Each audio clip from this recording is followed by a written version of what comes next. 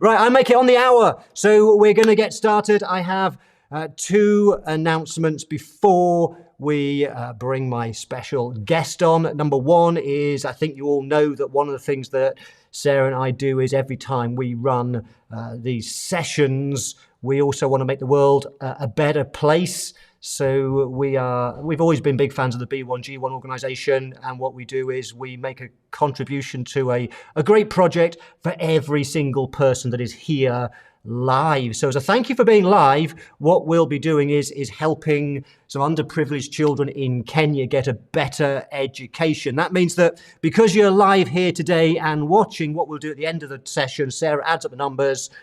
She doesn't add up. We get told what the numbers are. And so for you being live today, whether you're on YouTube, whether you're on the Facebook page, what we'll do is what you will be doing, and we'll make the contribution on your behalf, is getting a set of textbooks and exercise books for a child in Kenya. So thank you so much for being here live and helping to make the world a better place. And the other thing I just want to say, and I might remind you at the end as well, just so you know, upcoming events. If you are in the Online Live Academy, we have our next session is Wednesday, where I will be teaching you how you can build an online business club, how you can scale that, how you can make a new recurring revenue stream from offering advisory services via an online business club. So that's coming on Wednesday, usual time. Before that, I have a session with a special guest, Bob Harper. It is 2:00 in the afternoon UK time, so a bit early in the US, but it will be recorded if you miss it. Friday at 4:00, we have our usual effective pricing Q&A session. On Friday, it's a special one because there are some brand new features coming out for doing some amazing things with your proposals. So usual time, 11:00 Eastern Standard Time on Friday. And then if you're not in the Online Live Academy and you want to know what all the fuss is about around doing advisory through business clubs, we are running a special bonus session.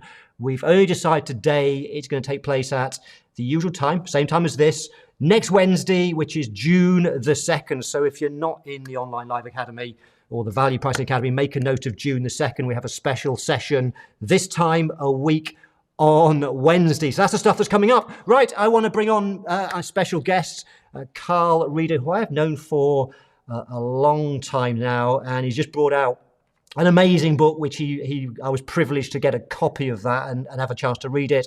And I thought it was so good, we must get him on and find out what he's up to and what the book's all about. So, Carl, if you're there, great to see you. Hey, Mark, thank you so much for having me.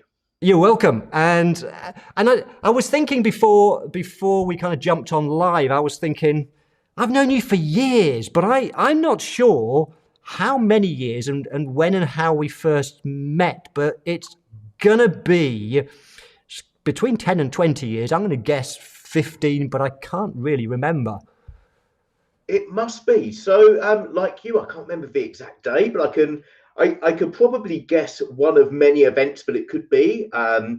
And I actually think it might have been, were you at the Michael Gerber event that Steve run up in Leeds? Up at the Leeds Armouries, yeah. Steve and I put that on when we were at AVN.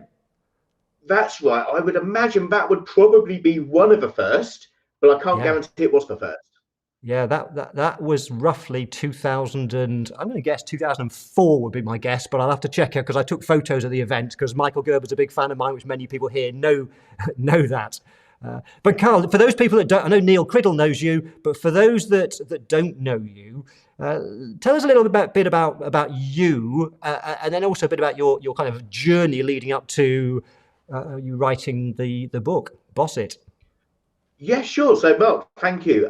Look, a little bit about me. I'm a simple bloke, you know. I love sharing what I've learned along the way, which is the reason why I wrote the book. But I guess my journey will add a bit of context behind that and I guess provide the understanding of where the book has come from. You see, I actually started out as an accidental accountant, and I know that most people say that, but I really was an accidental accountant. I left school before my GCSEs, which are the high school exams in the UK, and I decided to become a YTS hairdresser. Now, for those who don't know the UK's systems and what they put in place. But YTS was the youth training scheme, and it was another phrase for an apprenticeship, or perhaps more accurately, another phrase for slave labour. I was earning all of about £29.50 per week, working 48 hours per week, sweeping up hair, mixing hair dye, but I wasn't allowed anywhere near the scissors. And as you can see by my current haircut, probably a good thing. But look, life took its own journey for me, and I had to mature a lot earlier than most teenagers would due to life circumstances. So I found at the age of 16, I had to get a proper job. And again, at this point, I had no idea what an accountant was, but I'd applied for jobs through the newspaper and fell into 2 interviews at accountancy firms and 1 at the army. I was turned away from the army for being underweight, would you believe, but I actually got offered both jobs in accounting firms. And again, to put that into context, I vividly remember it was in Leigh-on-Sea in Essex, so about 30 to 35 miles east of London. And I remember going to the local library before my first interview, reading up about what an accountant was, what accountants do, what a profit and loss account was, and so on. And I just regurgitated it during the interview, and obviously luck was shining on me that day. So fell into accountancy, built the practice up, and by the age of about 24, 25, I was offered the chance to buy into the practice, scaled it up to a multi-million turnover practice, employing about 60 staff, and started stepping away from 2012 onward. Now, the stepping away process was a whole lot more difficult than it seems in theory. You know, I imagined it would be really easy. I imagined it would be the case of just not turning up and letting everyone else get on with it. But actually, there was a lot of groundwork behind the scenes, building a management team, building the leadership team, making sure that the culture, the vision, the values, and so on was really impregnated throughout the whole business without me being there. And I fully stepped away in 2019. Along that journey from 2012 to 2019, I'd started what could be deemed a bit of a personal branding exercise, because I'd come to the realization that actually business had changed during my time of being in business, which, although not a long period, I started in accountancy in 1997. In 1997, it was very much human-led. And then, we all started reading the eMyth Revisited and learning about systems and processes and how to create the turnkey business and a franchisable prototype. And I did exactly the same, and I tried to depersonify my business. But at around 2013, 2014, what I realized was that I had been providing an inherent personality to the business, which when I moved away and stopped being involved day to day, it was actually quite limiting for the business. So I started to work on my own personal brand. I wrote my first book, The Startup Coach, in 2015. 2016, I wrote the Franchising Handbook, and then recently I've written Boss It, which is the book that Mark has kindly invited me on to speak about today. Now, Boss It is, I guess, the cumulative knowledge that I've gained from dealing with thousands of businesses. Whilst I was in an accounting firm, I very rarely touched the numbers, thankfully, both for me and my clients. Instead, I would spend most of my time talking to business owners, and certainly in the early days, using the naivety of youth to ask the stupid questions. You know, the questions that us accountants are often too afraid to ask. Why do you do it like this? Why do you do that? Luckily, at the age of sort of 21, 22, when I started doing this, I could get away with asking these stupid questions, and I just soaked up that knowledge like a sponge. Since I stepped away from the business, I started to write columns for the national press, started being involved in the broadcast world and so on. So I was finding when I was speaking to more and more business owners, but not on an accountancy basis, on a genuine one-to-one business advice basis. And then over time, through investing in businesses, starting new businesses, businesses failing, exiting businesses and so on, I realized that I'd built my own experience of business as well. So Boss It was really the, I guess, the accumulation of all of that knowledge and experience. And it's been my absolute pleasure to bring it to the world. So again, Mark, thank you so much for having me, and look forward to answering any questions. Yeah, that's awesome. And I forgot to say right at the very start, but if anybody has got a question for Carl, during the course of the session, then we'll open up to other questions. I've got the questions coming through on my feed. So if you've got a question, please just do this. And some of you will know for the usual thing, put QQ in front of your comment. You can comment away as much as you want, but if you put QQ in front, that'll help me spot it. And then we'll get to Q&A later. I'll pass on to Carl some of your questions. Anyway, what I'd love to know is, I know your book's done really well, Carl, and I thought it was a great book when I read it. So much great content in there. So why do you see it as having done so well? What do you think the reason might be for that?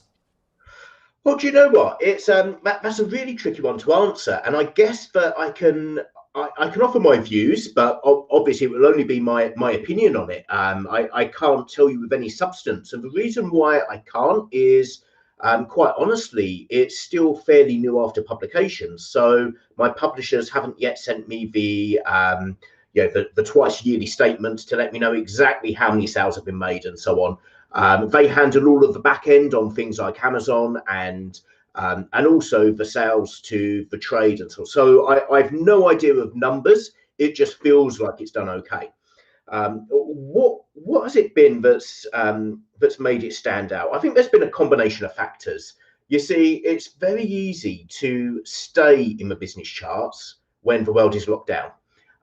It went into the WH Smith charts, in the business charts, at number 4 in November 2020. So it's launched 3rd of October in the UK, 27th October in US and globally. November it hit the charts.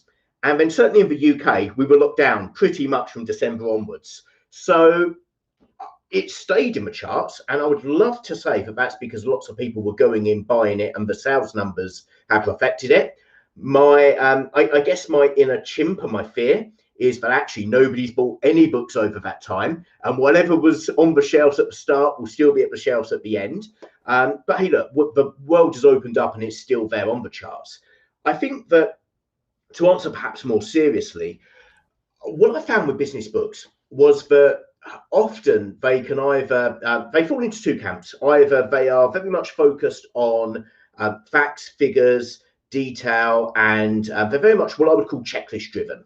So you've got a business need. You know, let's say you've got a need in your marketing department. You buy a marketing book and it delves quite deep into the theory, quite deep into the research, and it gives you some actionable steps that you can take.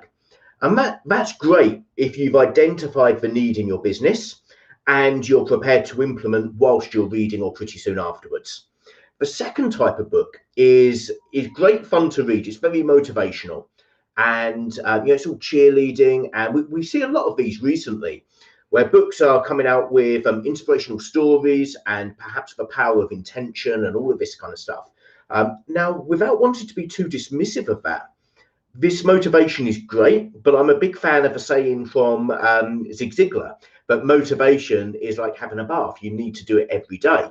And if there's no substance behind it, the problem with motivation alone is it's just fluff. And you might as well watch a nice film on Netflix, because you will get the same business benefits from it as you would from a motivational business book without any implementable strategies. So I tried to combine the how and the why. And I like to call it the combination of checklists and cheerleading. And I would like to think that that was part of it. So I'd like to think the content is pretty good. Secondly, I think that my publishers came up with an amazing brand with the name Bosset.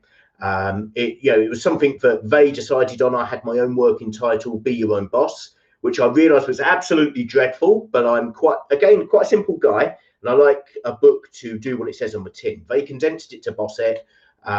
We came up with that title in about April, and it just seemed to get momentum, and obviously it's being used quite widely now, so I think that helped as well. And then I think the other part of writing a book and promoting a book, which we don't necessarily all know, and this is where, with anybody who's thinking about writing a book or wonders about the publishing industry, this is one of the dirty, rotten secrets that I'm going to reveal right now. But publishers don't really do anything. You know, they sign up the initial distributorships, they get the stock over to Amazon and the bookshops and so on, and going forwards, they sell the rights to other nations. However, they don't get involved so much in the practical day-to-day marketing. and I've promoted it incessantly. And the reason for that is not for the 50p royalties that I get on every book. Just to be clear, writing a book is less than minimum wage. It genuinely is to spread the message. And I've got a book within me, which I hope will be my next book.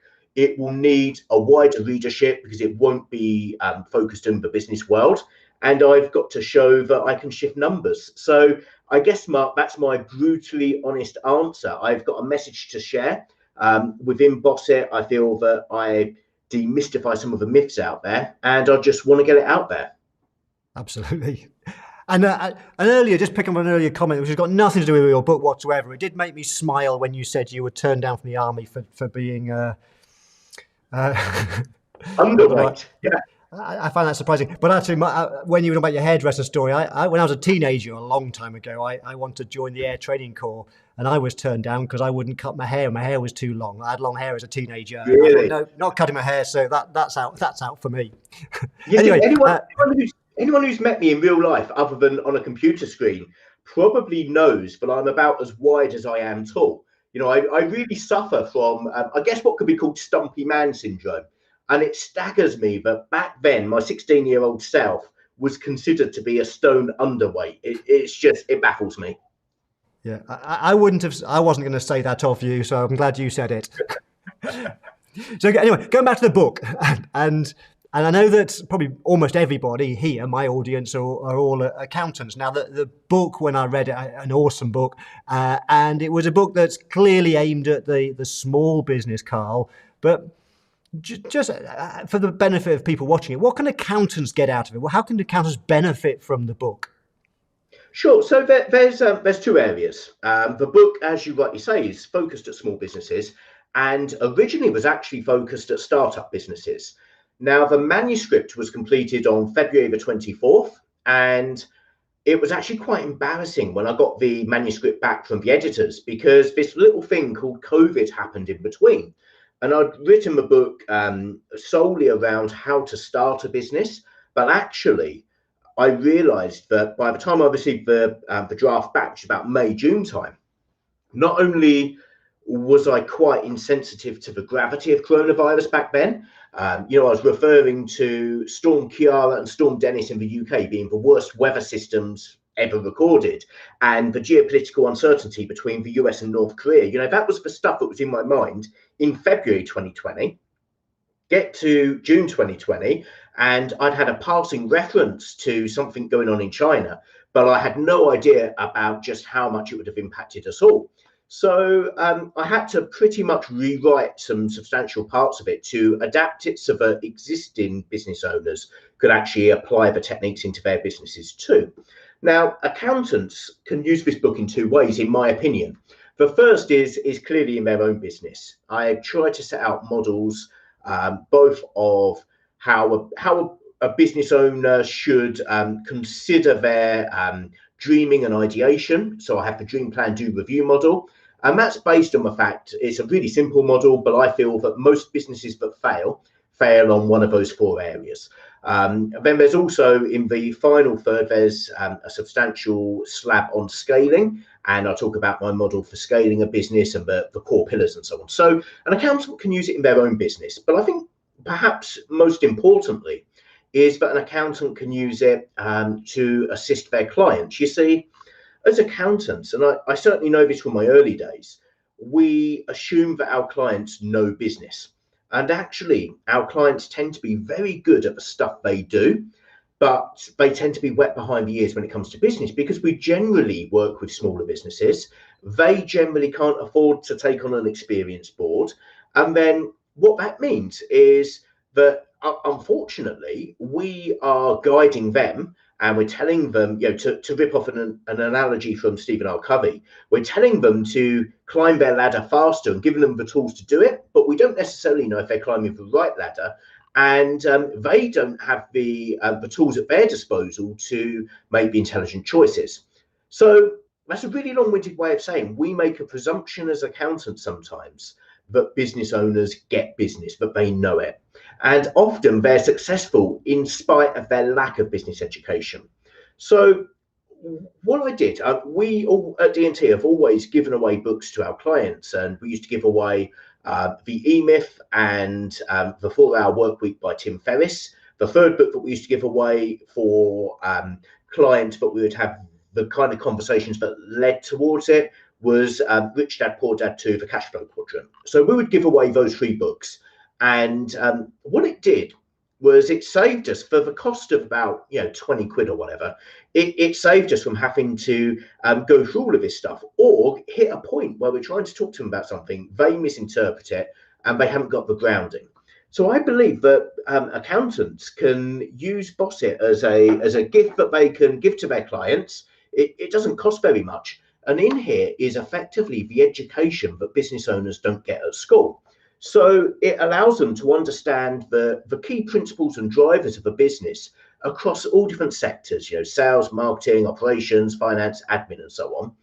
But what's more is it acts then as a tool that you can deliver advice on. So they might come to you with a question about something, and you might feel that some of the topics are out of your remit of expertise. You might not feel very strong in marketing, but I can guarantee that, first of all, somebody who is good at marketing, so you can make a referral there. Secondly, you can provide the analytical view and assistance on monitoring and managing the ROI and the effectiveness of ad spend and so on. And you can really help your business owners truly grow their business rather than just managing the numbers.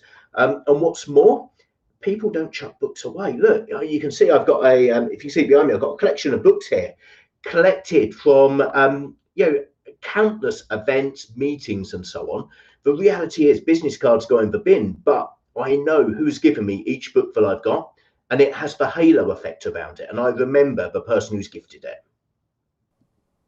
That's an absolutely great point, and I think certainly Bossit is a great book to give away to clients. And you mentioned earlier some other great books. When I was in practice, I used to give people a copy of the E-Myth Revisited. That was my favourite business book at the time, and I know when I was at AVN, I recommended that, and a lot of accountants in the UK started doing exactly the same thing. And I would definitely add Bossit to that list. Give clients a copy of that book. It's just awesome. You're right. Most businesses, small businesses, have no idea how to run a business, and they're looking to you as their trusted advisor, the accountant, to help them. Now, we do have some questions coming in already. Neil Criddle and Donna's asked some questions. I will get to your questions. I just want to ask a few more questions of Carl first, because I'd like to just drill down into a little bit of some of the gems that are in the book and some of the insights. But if you have got a burning question, remember, just stick it in the comments, put QQ in front of it. I will get to it and Carl will answer your questions. But it's my show, so I'm going to ask my questions first, if that's okay. So the next one I want to ask, just drilling down a bit more into the detail, Carl, is you talk about these terms that perhaps are familiar, like B2B and B2C, and that people shouldn't be focusing on B2B, B2C, but you talk about this interesting phrase, H2H. So what do those terms all mean, and why should businesses focus on this H2H? Yeah, sure. So I'm really glad you've asked this, because I'm a passionate repeater of that phrase, but I cannot claim ownership to it. And it was actually quite interesting that you brought this one up, Mark, because I was out for a curry just 2 days ago with a good friend of mine, a guy called Brad Burton, and we were talking about IP and ownership of phrases and models and so on, because the reality is nowadays there's not too much original thinking that goes on. And I was telling him the story that I shared on stage about business no longer being B2B or B2C, it's H to H, human to human. And when I got home, I looked, and one of my other friends, a guy called Warren Cass, had actually used the same phrase on the same day. And I'd only realised because I searched for the phrase on Twitter to see if anyone had quoted me as saying it, and they'd quoted him as saying it. So I then got on my high horse and thought, well, I've never seen Warren speak in public. This was back in 2016. I'd never seen him speak in public. So I've not nicked it from him. He's not nicked it from me, because I don't think he's seen me speak. So where did it come from? And I did a search back, and the first recorded instance I found was in 2012. Anyway, I had a curry with Brad literally 2 days ago, and this topic came up about who came up with this quote. I shared this story because he'd had another IP issue. And he said, well, that's strange because I put it in my book in 2009. So I cannot claim ownership to it. I don't know where it came from. However, my take on it is that there's been a challenge over the years in that people have adapted their communication strategies depending on whether they're dealing with a business or a consumer. So business to business, business to consumer. Business to consumer will typically be more friendly, a little bit more human, a bit more direct. Business to business will tend to be a bit more formal. There will tend to be shirts and ties and formal outfits involved. There will tend to be a bit of a disconnect between the two humans involved. But for me, my take on the phrase is not B2B or B2C, it's H to H, human to human, is that any conversation, any negotiation, any transaction that takes place isn't between two registered entities. It's not between two limited companies, because they don't exist. You can't tell me what they look like and how they shake your hand and so on. They aren't the catalysts of the relationship. Instead, the relationship is between two individuals, whether it's me as a sole trader and somebody else as a sole trader shaking hands and doing a deal, or whether it's me working as a director of a major listed company and another major listed company, each with tens of thousands of employees. If we're doing a deal, it's between me and the other person. And often, well, I find, Mark, and I don't want to deviate too much from the other questions, but I just want to expand on this slightly. What I find is that small business owners feel that they have a need to act in the way that they perceive other businesses should act. So they put on an air of formality.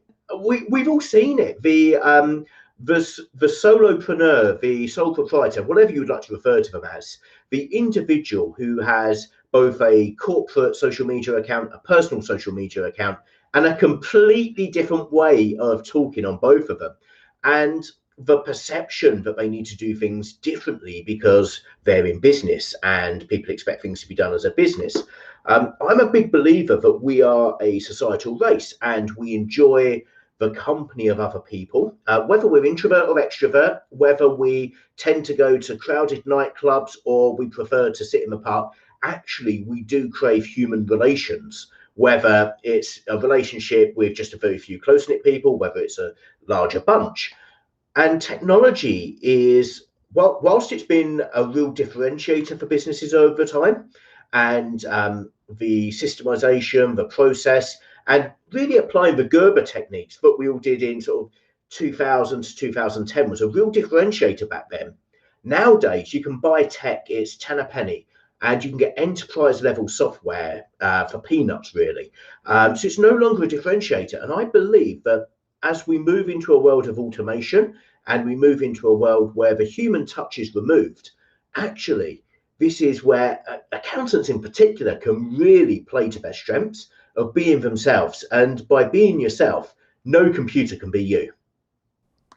Absolutely. I absolutely agree with that. And it's interesting that we're both accountants, and normally the kind of the Monty Python stereotype and view is that we're in our pinstripe suits and stuff. You're in a black t-shirt. I'm in a t-shirt, but I've got an excuse because it's hot outside in Portugal. But you're absolutely right. People buy from people they like, and it's so important to get your personality across. And I think it's exciting times for the smaller accounting firm now, because sometimes people worry about all this stuff like the big firms and whatever. But at the end of the day, it's getting your personality across. And a lot of the people that I know are here are doing exactly that. People like Neil Criddle, who's building an amazing accounting firm. And it's his personality. He doesn't wear a suit and tie. He's into his heavy metal and drinking cider and stuff. And that's apparent from all his social media posts and everything. So, yeah, absolutely agree with that. You said, one other thing I just noticed, Tim Rennie is here, and just for the benefit of everyone else, Tim said Boss It is also on Audible. So there you go, Carl, I didn't mention that, but it's on Audible. Right. And if you have a question for Carl, stick it in the comments with QQ in front. I will get to you, Neil and Donna soon. I have a couple more questions. And you mentioned earlier, you said something about this model. I think you called it, if I remember right, dream, plan, do, and review. I know it's in the book. Tell me a bit more about that. Yeah, of course. So first things first, I'll go back to Tim's comment. It is on Audible. However, if you want to hear my lovely dulcet tones, unfortunately, you won't. It was, again, publishing politics. It was sold to a US publisher rather than a UK publisher. Because of COVID, I couldn't jump on a plane to read it myself. So yeah, it's on Audible, but it's not me. So that's probably preferable for most people because people struggle with the Essex accent. But yeah, I would have done it if I could have done, Tim. Anyway, so the dream, plan, do, review model. What I tried to do in the book was to distill where businesses get it wrong in the process. And let's be honest, when you're writing a book and you're trying to convey things that can sometimes be fairly complex subjects, you need to distill it to something that's fairly catchy that people can remember, but also is an easy introduction into the subject, and then you can read into it and then dive deeper if you want to. One of the core tenets of my book was that I wanted to ensure that it could be read or understood by the next generation. It could be read by kids at senior school and they would understand the content and then be able to apply it later if they needed to. So dream, plan, do, review was my distillation of where the problems are. First of all, the dreaming side of things. I think one of the major problems that many business owners have, and this is in the owner and the entrepreneur, this isn't actually in the business itself, is that the dream is massively out of kilter with what's needed to get them out of bed every day. So it's either too limiting or it's far too ambitious. So an example of an ambitious dream, we've all heard them, but Nike is the one that I like to use. Nike's dream, their vision, is that they want every single athlete in the world to wear their gear. And then they have a subline to this that says, so a footnote that says, by athlete, we mean anybody with a body. Now, it's okay for Nike to dream for that. But if I'm setting up my own business, and let's say I'm setting up Carl's Sportswear, and I have rather than a tick, I have a cross. And I want to see that cross on everybody in the world. The reality is that that's not going to happen overnight. That's not going to happen in a decade. It's going to take a significant amount of time.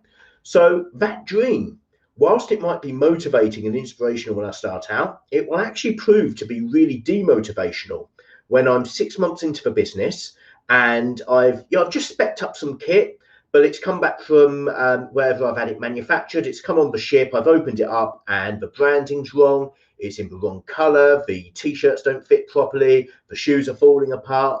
I haven't sold anything, but I put my life savings into it. It's actually going to be quite demotivational at that point because it will seem far too abstract. On the flip side, dreams can be too limiting as well. So let's just say that I know I'm a passionate baker and I enjoy baking cakes.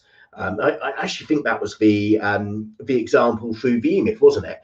So I'm a passionate baker, I enjoy baking cakes, and my dream is to open a bakery store in my local high street. 1 year later, I've opened my bakery store. What next? And we all know, any of us who's ever gone into a goal setting process and written down our goals, if we've ever achieved them, we know that there's that void, that empty moment where we've kind of outdone our goals and we lose direction. So we need our dream to be sufficiently stretching and motivating, but we also don't want it to be too abstract, because if it's too abstract, it's very difficult then to draw the connection between the vision and actually the reality of where the business is. So that's the first area. The second area is on planning. And again, it's the difference between two extremes.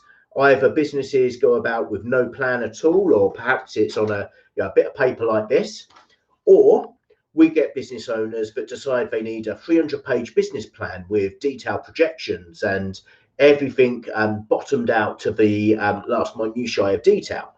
The reality is, as we're all accountants, we know this intuitively, you've got more chance of winning the lottery than your projections and your business plans being penny perfect. We know this. The publisher refused for me to put that in the book because I couldn't prove it mathematically, but we know that's true. We know that the projections that are put in are weak at best because they are subject to changes day after day after day. And then there's a second reality that those projections are often overstated because of the motivations of the entrepreneur at that stage. If you thought your business was going to do badly, you wouldn't start in business.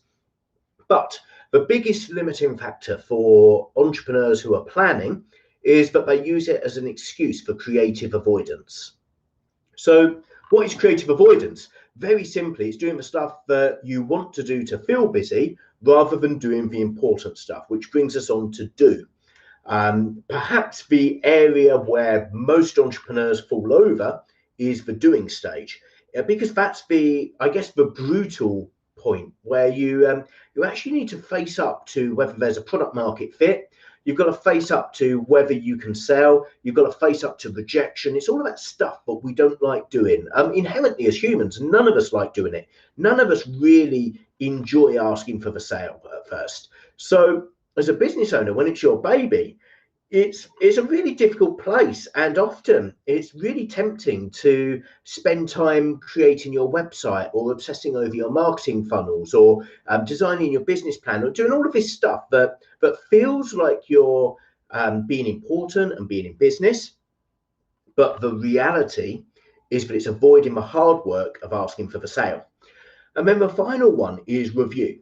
And the reason why most business owners are uncomfortable with the review, in my opinion, is because it highlights the weaknesses in their own personality. I'm a big subscriber to Gerber's analysis of entrepreneur, manager, technician. And that analysis has come out in a few different business books. But if we use Gerber's definition, the dreamer, so the dream part of it is the entrepreneur, the planning, the manager, the doing, the technician. But the review stage requires you to critically review all three elements of that. And most of us have one or two weaker parts of our personality. It's very rare to meet somebody who's balanced across the board. So often the review stage gets overlooked. And Mark, I think my last comment on this is that it's a cyclical process as well. You can't just have your dream, create your business plan, take some action, and then review what's happened.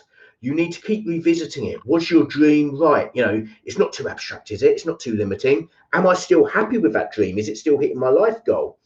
Is my plan still right? Do I need to rebudget? Do I need to revisit my operational plan, which is far more important than any business plan you can ever have, is the operational plan.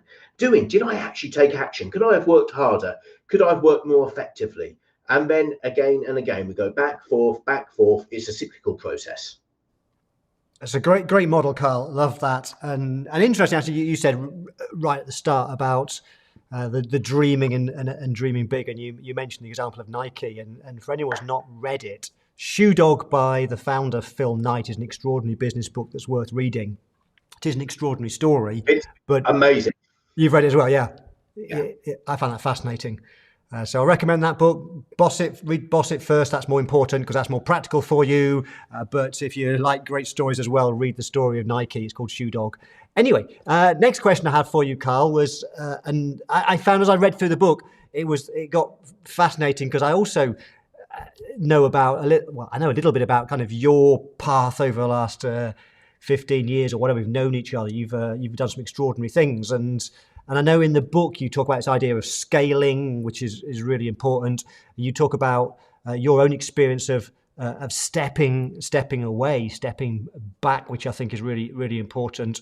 And you have this model, another model, I think it is, the 4 pillars model. So talk us through a bit more about this whole idea of scaling, stepping away, and your own perspective and your own journey and how that's influenced what you've put in the book.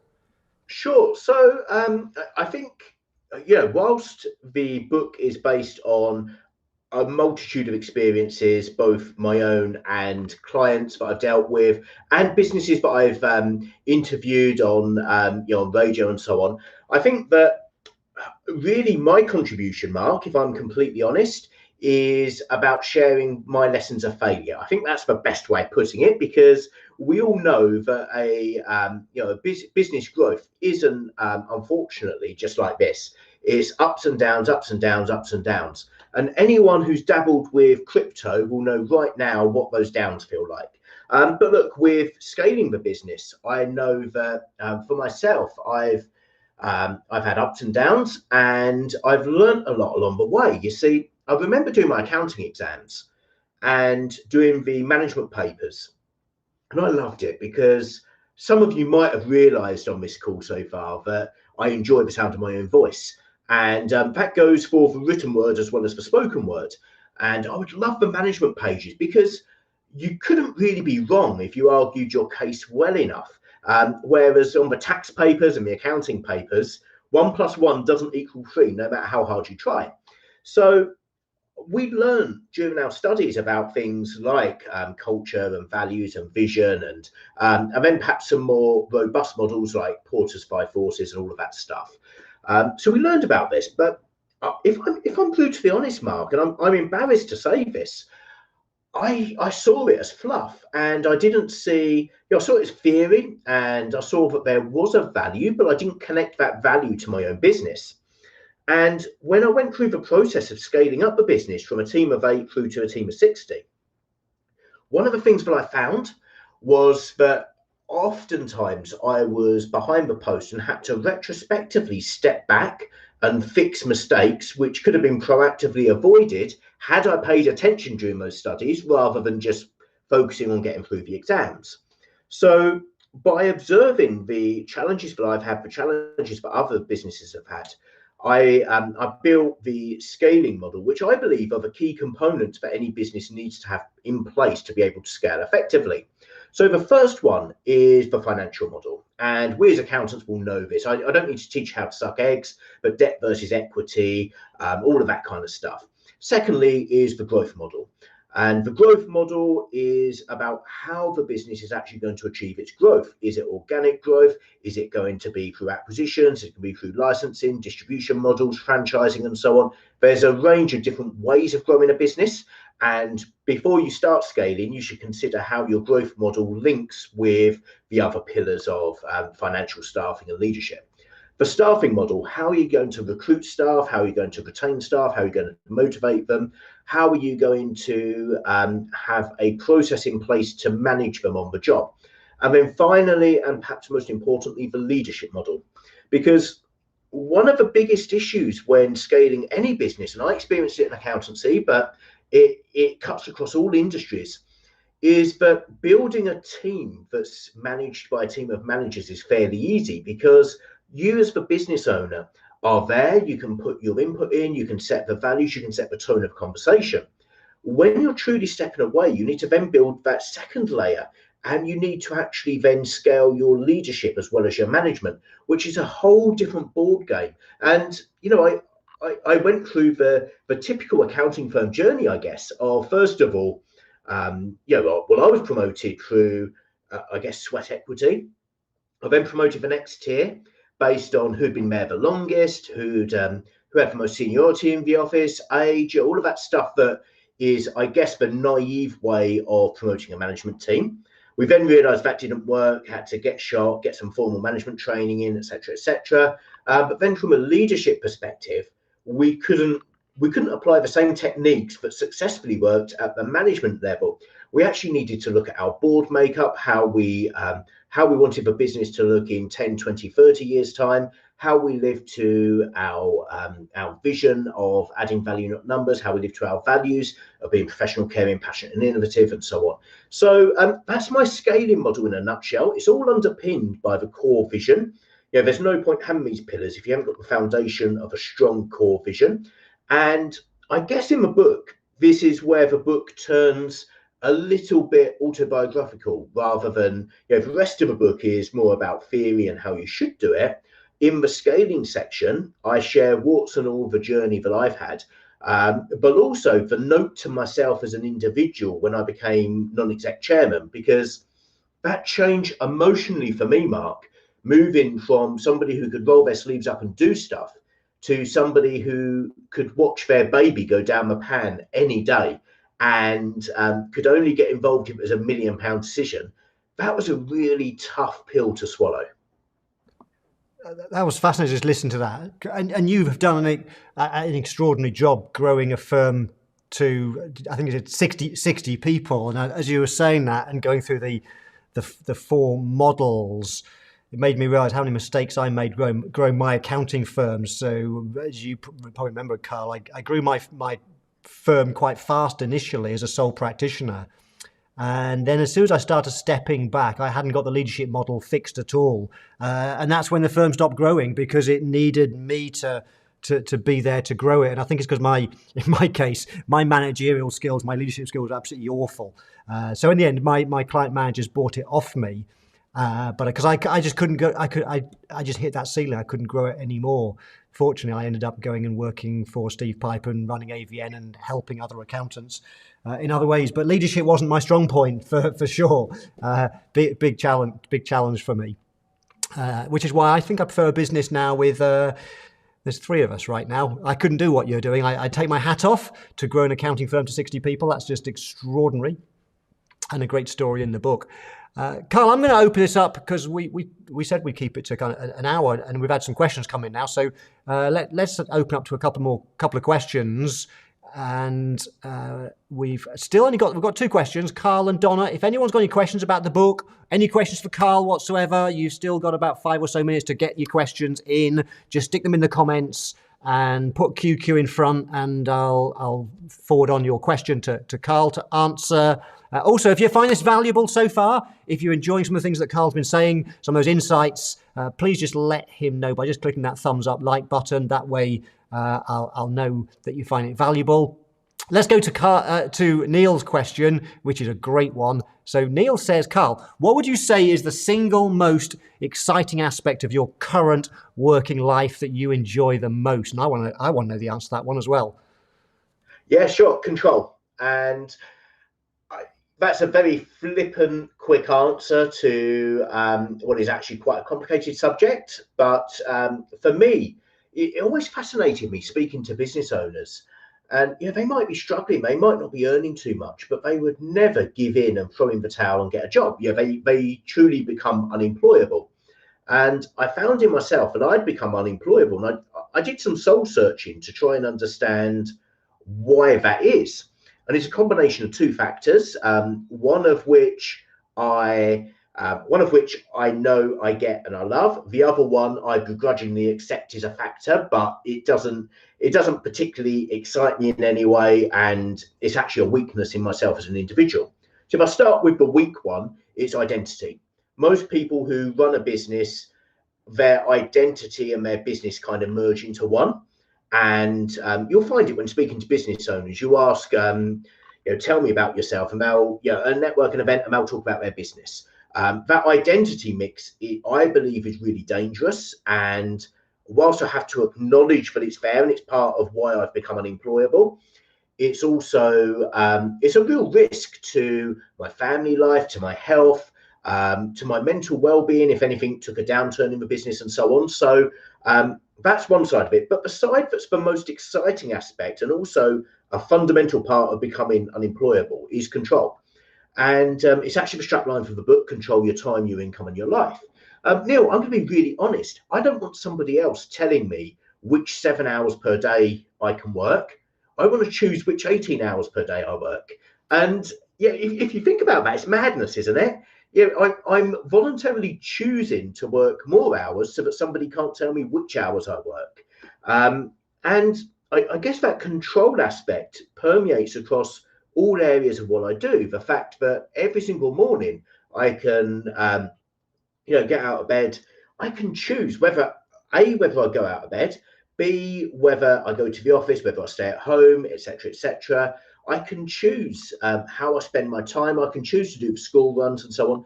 That for me is the most exciting part of running a business. I guess alongside that, the most exciting aspect of my current working life is that I have my fingers in multiple pies, and stepping away from D&T freed me up to do other stuff, and it's allowed me to write the book. I serve as chair for practitioners panel at ACCA. I serve as brand ambassador for a number of corporates, including PI, which many of you will know. I serve as chair practitioners panel at the ACCA and as a trustee of Young Enterprise. I also took over a National League South football club. So I've had the opportunity to have a variety of experiences and exposure to different stuff. And with my, I guess my distracted mindset, that works well for me. I appreciate that wouldn't be exciting for many people, but for me, that stuff gets me out of bed in the morning. That was funny when you talk about being unemployable, because I'm exactly the same. I'd be unemployable.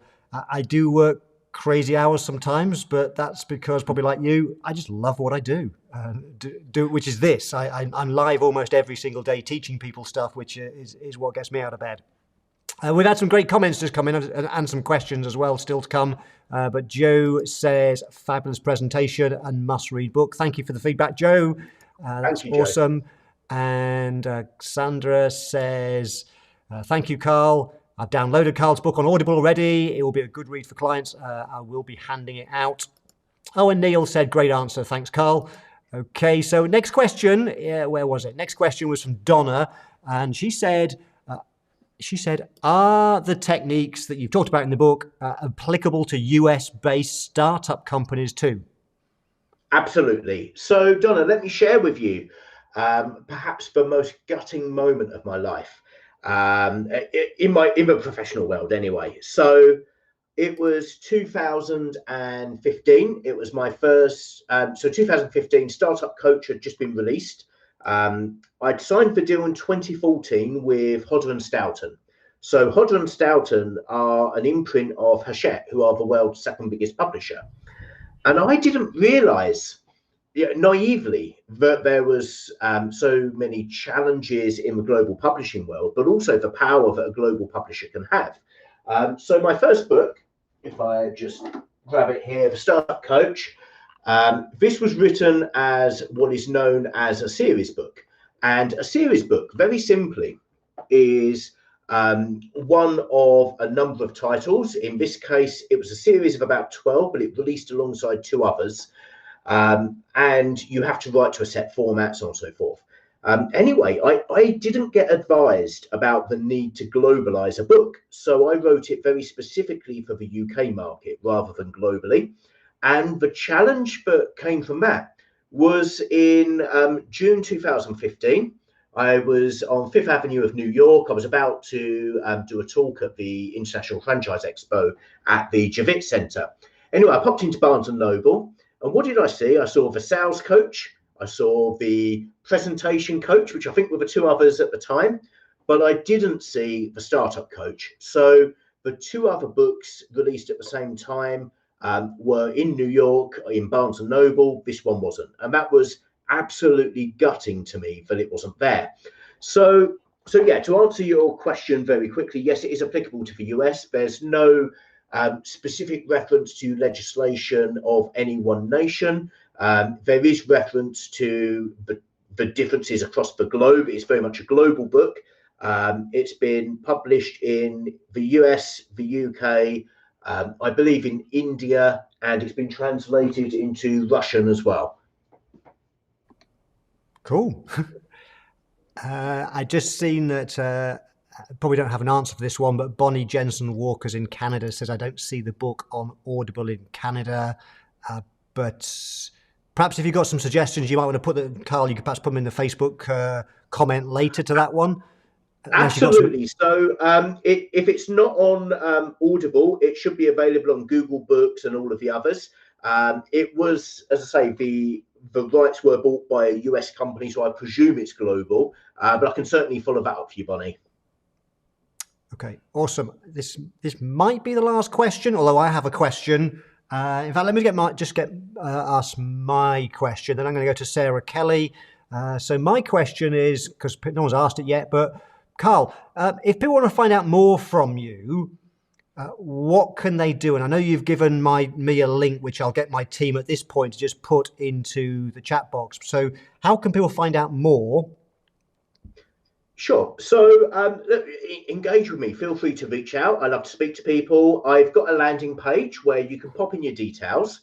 And from there, I will just reach out to you, share a bit more details about how you can get the book and also how I can work with you to ultimately help you help your clients if you decided to give it out as a gift. So that link will be going in. It's Carl, CARL.2TO/VPA.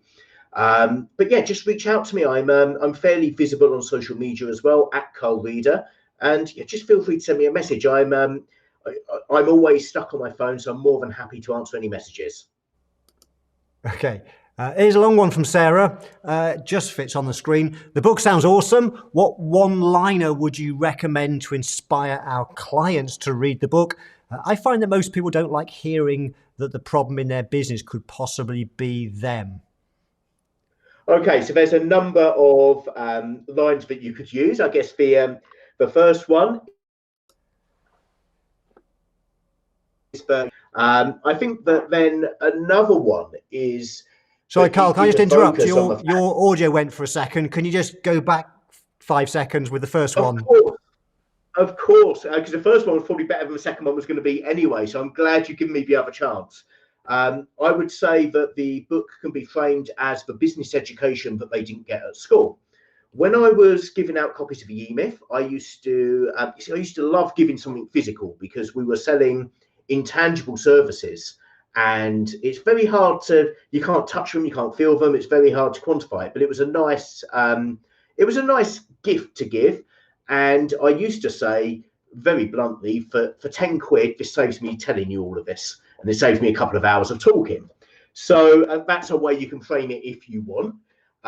Another way of framing it is that you can frame it as a business book that can be easily understood by anyone and is actually enjoyable to read. Awesome. I think that might be the last of the questions, which is cool because we've scheduled this for 60 minutes. So that's worked out really, really well.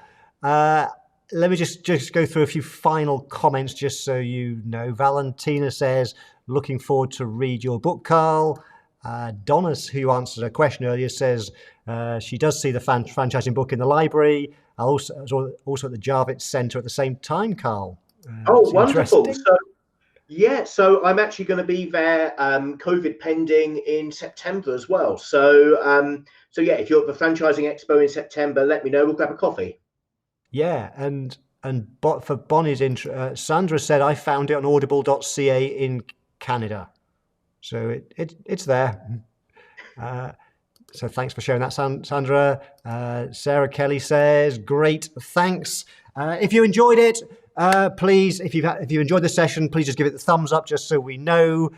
We are going to be closing out in about 60 seconds, but if you do have any more questions, any more comments, please feel free to stick them in the comments box. Certainly if you're on the Facebook page and you ask any questions and tag Carl, I'm sure he'll see them so he can reach out to you. But I think that's the last question, Carl. So I'm just going to wrap up by saying thank you so much for coming on, sharing so many fascinating insights. Thank you for letting me have an advanced copy of the book to read. That was really kind of you, and it was a great book, and lots of people are going to go and grab a copy of it, I know. There's lots of people saying, thanks, Carl. William from Ireland. Neil, great session as always, chaps. So thank you. Thanks so much, Carl, and perhaps we'll catch up in a little while. As everybody knows, I always play out with a bit of music, and that gives you a chance. If you've got any final comments, final thoughts, final questions, you can stick them in the comments box, because there's always a bit of a delay between live and them coming through. And remember, my next sessions coming up are, let me think, Wednesday. If you're on the Online Academy, I'll be talking all about how to build a business club. If you're not in the Online Academy, I've got a special session coming up on June the 2nd where I'll talk about how to build a business club around advisory work.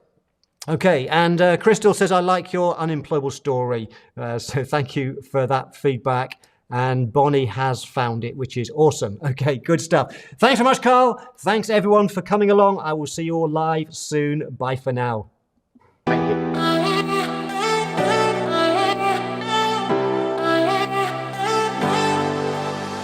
I wasted all my time, I wasted all my nights, I wasted it on someone who's indifferent. He didn't love me right, he told me I was blind, but I never really wanted to listen.